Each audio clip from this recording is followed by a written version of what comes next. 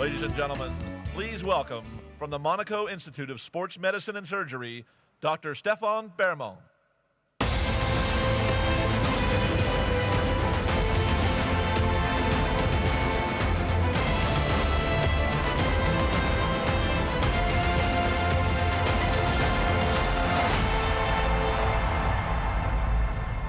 Hi everybody. I'm informed you that this session will be held in French, so for those of you who are not very familiar with French language, please you turn your translator on. Et nous allons avoir une session, je pense, courte. أولاً هي it is a very short session, and we will be focusing on cycling. And you know that cycling is one of the sport that is being practiced in all over the world, and the Tour de France is one of the most important competitions. There are some problems surrounding racing. The first one relates to doping, and the second one relates to the media surrounding the cyclist, and the third problem relates to the institutions. In order to discuss this issue, we have invited three important persons. Francesca ROSSI, who is coming from Switzerland, but she's Italian.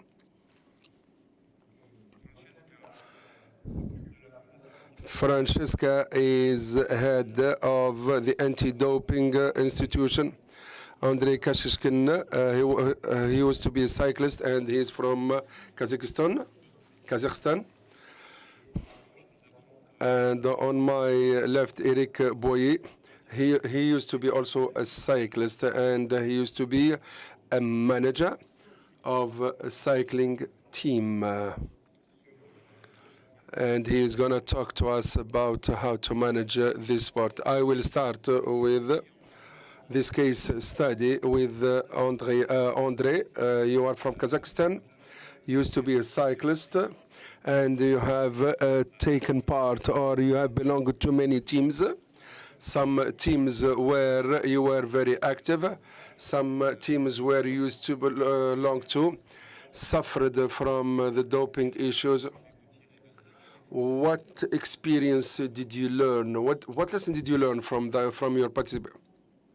First of all, I have to say that cycling, it is one of the most famous sports, despite all the problems that we face. This sport attracts or draws the attention of many fans. For me, we need to change the values of this sport, and we have to change many things by words and deeds. We have to have a program that is well structured, and that has to take into account the professionalism of the sport. This sport, we have to study and scrutinize all the problems of cycling nowadays. So, if I understand you well, you are saying, or you are speaking about a better amelioration or improvement of the individuals. And at the same time, the cyclist must be helped by people who don't belong to the world of cycling. Yeah, to some extent, this is what I said. Because when we talk about cycling, we talk about the professionals. And we have to have people who have to restructure the concept of cycling.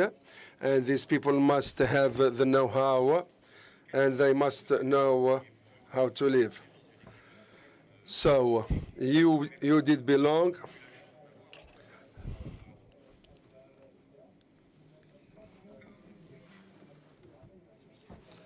So nowadays we talk about the anthropology and the sociology of cycling. And nowadays I'm not talking about education only, but I'm talking about probably the professionals, the experts, the science, the human science professionals, because nowadays the performances of and the problems in the world of cycling stems from the way the cyclists are performing, but we have to dig into the problem. There are real problems, true problems. Since we are discussing the issue, Andrey, I know that you have a noble mission. You have a foundation of cycling that it is a foundation that works in Belgium and Kazakhstan, and that seeks to help the young cyclists. We have created an academy in Belgium since 2 years ago, and the cyclists we are dealing with are aged 14, 15 or 16, and we want to foster the value of fair performance.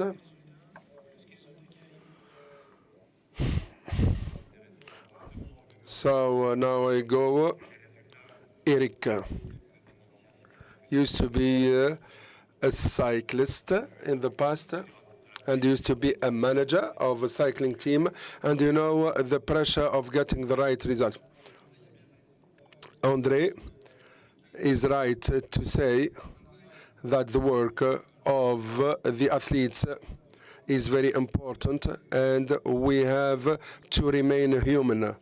When we talk about athletes, we ask results from them, and we ask them to win. They are competitors, and to exist, you have to win. But also, he's right. You don't have to win at any expense, and at any sort of how. When we decide to accompany a cycling team, you have to understand that a cycling team represents the enterprise that is sponsoring this team. The image of the enterprise and the products being produced by the enterprise might be affected positively or negatively by the team, because the cyclists, we talked about many things regarding the athletes, and the enterprise and the company should know how to help and support the cycling team, and how to help them give their best without getting into the problems of doping. And here we have to be prudent, and when the leader of the group, and he doesn't have to say to the team, you have to do anything, or rules lead to Rome. You are talking, I can sense something personal from what you are saying. So maybe as a manager, you've been under the pressure of the enterprise, of the companies that insist on only on the good results. I was a manager of a team that was facing some financial problems, and effectively my mission was to work with the cyclists and to provide them with the right etiquette, with a code of ethics, and I was able to found that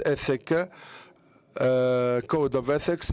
But we faced some problems, of course, when we are not winning and we were not able to attain our objectives. Sometimes things are fine, at other times things are not fine. Sometimes you've got an injured cyclist, and since we started,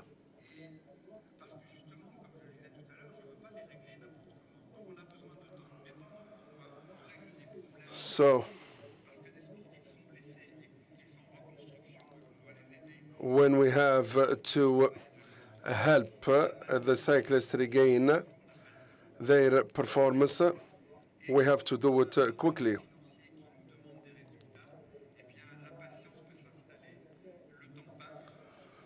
time is passing, and the lack of good results might result in bad. The pressure to get a good result from the sponsor might lead to many problems. Sometimes when you face some economic problems and when you invest a lot of money in one domain, you end up by the impatient of the sponsors, and we disregard and we obliterate certain values. Thank you, Eric. Francesca Rossi, you are a scientist, and from science you specialize in anti-doping and specifically in cyclism or cycling. So cycling is a special sport. You study the biology of the players. As you said, I'm a scientist. I love sports, and I spent my career trying to protect the sportsmen and sportswomen, especially the cyclists. And I started my career in the laboratory. For me, it's important. There were so many improvements in the field of cycling, especially, and in what has to do with the technologies used in stopping doping. And the problems in athletics and cycling are the same, and we have to use all the manners and the ways to find the right way to stop this phenomenon. And for this reason, our institution is AMEX, which the International Association for Anti-Doping, and it's important to find the rules and to stop doping and to make people believe. And we said, so we have to organize ourselves differently. It is the institution to which I belong. It is the first federation that can stop. That can stop doping, because we don't belong to any sports company. So it is an anti-doping institution which is not based in cycling. What is the word of cycling is that the sponsors sometimes, in most of the cases, are behind the doping of the cyclist. The organizers, especially the cycling teams, are being given money to be doped. So we have the impression that the cycling teams give the money, and they would say to you, you are charged with the task of to find out whether the cyclists are are using doping or not. So individually speaking, at the level of the institution, at the level of the individual, and at the level of the team, there are so many things that need to be done. So we have to create a solid foundation for anti-doping. So now we have the institution, which means that all the actors know what it means to stop doping in cycling.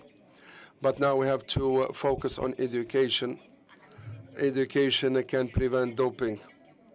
It's through education that we can say no to doping. And this is very important, to find the leaders that can say no. Eric, education. If tomorrow you will have the chance to manage a cycling team. In terms of education, what do you do? Well, this has to do with the young cyclist. We have to know that teenage has been dedicated by the young in order to be professional. But when we have people at the age of 21, 22, they have the ambition to succeed. And this energy must be, they are at the dawn of a triumph. But we have to explain to them that they must be patient. They are only 20, and they have to remain patient. They have to react positively towards, or they should know how to react towards temptations. And most important, not to want to take part in the Tour de France, win the race, and become famous in a very short span of time. This is not the way it works. You should imagine a better career, and we, as managers, we have to help them put this into practice, and we have to accompany them and make them and stand by their sides. And we have to explain to them how things go, especially at the age of 10 and 11, between the age of 10 and 15, in order to make them, or in order to show them that short roads are not good all the time. And they don't have, and of course, we have to make them aware of the people who might take advantage of them. So you are saying the same thing. You say that there is a problem of education, and you are saying that so many people are quitting cycling because of the bad reputation of cycling. So there are some managers, previous or ex-cyclists, and you have to fight against, or there are some people who would fight, resist the change. It's true, everything you are saying is true. It's a complicated, it's not easy to change the mentality of people overnight. It's a system that has been in place for a long time, and that has accumulated many toxics. It's not easy to change things overnight. People should be patient. There should be a well-structured program inviting the experts. And of course, we have to focus on the younger, because today, because if you invest in the youth, then you are investing in the future. So let's see. So let's conclude. Francesca, if I tell you that doping, if doping is inscribed in the DNA of cycling, what do you recommend to get rid of this? Practically, once again, doping, it's not inscribed in sport, it's inscribed in the individuals. It's true that cycling might, or the old professionals or people in the world of cycling might resist change, but the International Federation of Antidoping invested a lot in stopping such behavior and spent a lot of money. But so we have to educate, first of all, we have to educate the sportsmen and sportswomen and their surroundings. And those people who, there are some specialized company, not only in cycling only. This is the only career we can do this. So, Eric, we have only 30 seconds.